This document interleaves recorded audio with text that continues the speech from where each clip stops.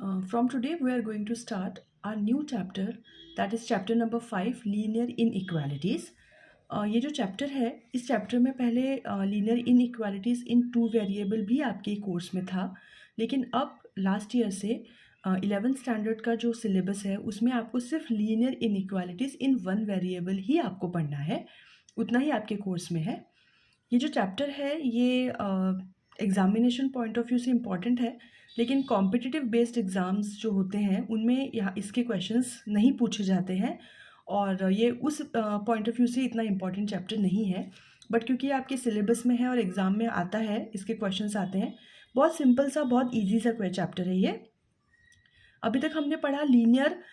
Equalities मतलब equals to का sign, लेकिन यहाँ पे इनइक्वालिटीज़ है, मतलब दो क्वांटिटीज़ जो है वो आपस में या तो ग्रेटर है या इक्वल है या ग्रेटर देन इक्वल्स टू है, लेकिन कंप्लीटली इक्वल नहीं है। ठीक है,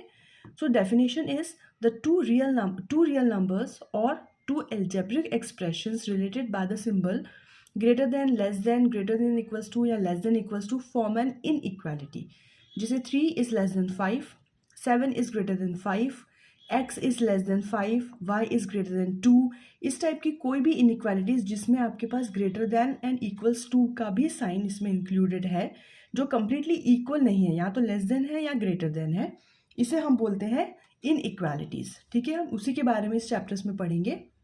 और हमें ये सिर्फ वन वेरिएबल के लिए ही है, मतलब हमें सिर्फ एक ही वेरिएबल गिवन होगा। अब जब भी दो न्यूमेरिकल वैल्यूज़ जब आती हैं, जैसे 4 इज़ लेस देन 5 है या 3 इज़ ग्रेटर देन 2 है, एक्सेट्रा, इस टाइप के जो भी एग्जांपल्स हैं उनको हम न्यूमेरिकल इनइक्वालिटीज़ बोलते हैं, क्योंकि यहाँ पे दोनों साइड जो है आपके न्यूमेरिकल वैल्यूज़ है। ठीक है,